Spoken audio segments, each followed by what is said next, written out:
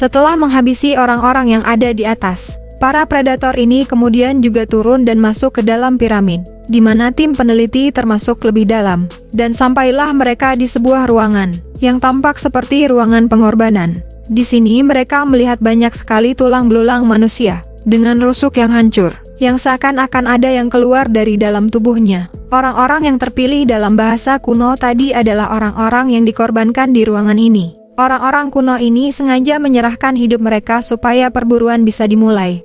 Menurut Sebastian, orang-orang ini dulunya secara sukarela mengorbankan tubuhnya untuk diberikan kepada sang dewa. Selain fosil-fosil ini, ada juga tulang tengkorak bersama tulang belakang yang dipajang di tembok piramid ini. Dan mereka juga menemukan seekor peshagar yang udah mati membeku. Sampai sini, para ilmuwan ini masih bingung.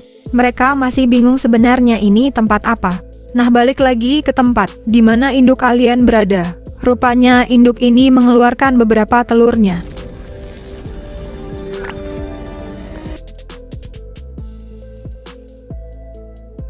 Tim kemudian dibagi menjadi dua, Lex, Bastian dan yang lain yang melanjutkan ekspedisi mereka menuju ruang di bawahnya. Sedangkan sisanya tetap di ruangan ini, sambil mengambil beberapa sampel untuk diteliti nantinya. Tim yang dipimpin oleh Lex kemudian tiba di sebuah ruangan, di mana di sini mereka menemukan sarkofagus atau biasa dipakai sebagai tempat penyimpanan jenazah. Tepat di atas sarkofagus tersebut, tertulis sebuah perhitungan waktu, atau kalender suku Aztec, dan Sebastian menemukan bahwa benda ini sejak disetel tahun 1904, rupanya 100 tahun yang lalu. Beberapa orang juga sudah memasuki tempat ini dengan menggunakan pencocokan tanggal bulan dan tahun 100 tahun yang lalu. Maka sarkofagus ini pun terbuka.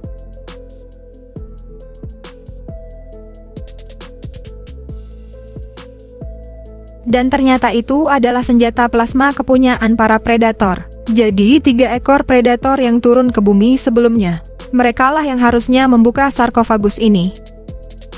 Nah, tim peneliti kemudian memutuskan untuk kembali dan membawa senjata-senjata ini bersama dengan mereka. Namun, begitu senjata-senjata tersebut dicabut, sesuatu kemudian terjadi.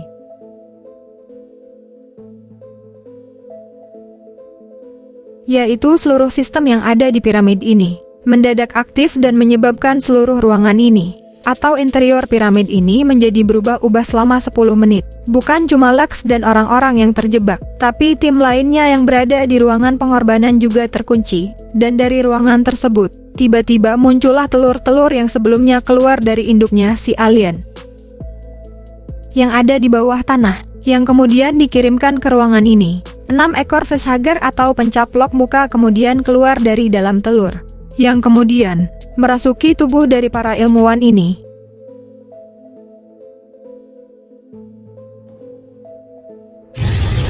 Setelah itu, bayi-bayi alien kemudian keluar dari dalam perut mereka satu persatu. Sementara itu, Lex dan tim yang tersisa kemudian memutuskan untuk mencoba keluar dari tempat ini. Tapi di saat yang bersamaan, predator pun mengintai mereka. Karena mereka membawa senjata milik para predator tersebut. 1 orang berhasil dibunuh, dan di saat yang bersamaan pula, interior piramid juga berubah kembali, sehingga orang-orang ini menjadi terpisah.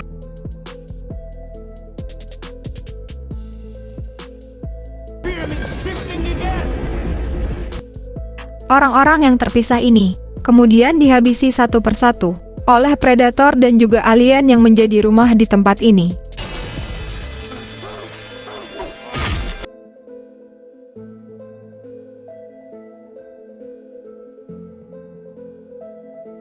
Predator-predator ini mempunyai 3 nama, yaitu Chopper, Celtic, dan Scar. Predator yang bernama Chopper dan Celtic kemudian datang dan menyerang Lex dan teman-temannya. Namun di tengah keadaan terdesak, munculnya seekor alien alpha yang dikenal sebagai Gret. Makhluk ini muncul dari belakang dan langsung menyerang si predator yang bernama Chopper.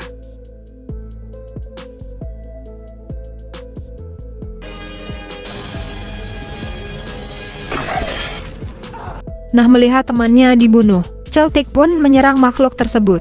Awalnya Celtic terlihat bisa mengajar Gret sampai babak belur. Namun karena terlalu santai, si predator ini akhirnya harus mati di tangannya si alien.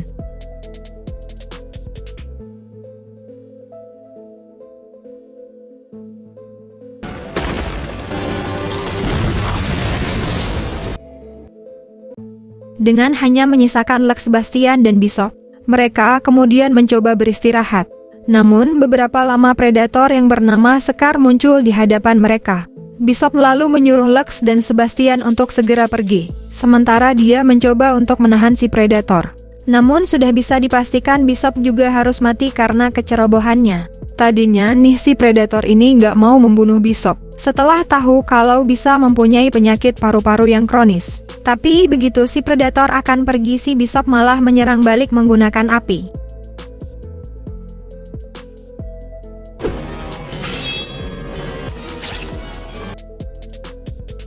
Karena nggak berhasil menangkap Lex dan Sebastian, Scar lalu mencoba untuk mencari jalan lain. Namun tiba-tiba, pencaplok muka muncul tepat di depannya. Tapi dengan menggunakan surikan miliknya, makhluk itu pun untuk terbelah menjadi dua.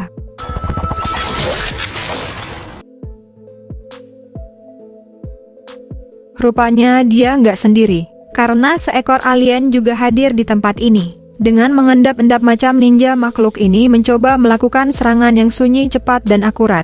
Namun, makhluk ini lupa kalau yang dihadapinya adalah seekor pemburu.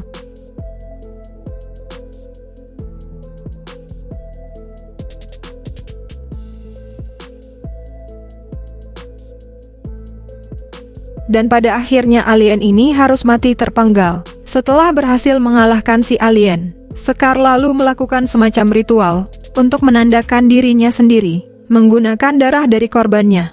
Namun ketika ingin memakai helmnya lagi, tiba-tiba seekor pencaplok muka muncul, dan langsung menerjang ke arahnya. Setelah mengintip predator tersebut, Sebastian kemudian mengetahui kalau ritual yang dilakukan barusan adalah sebuah ritual kedewasaan.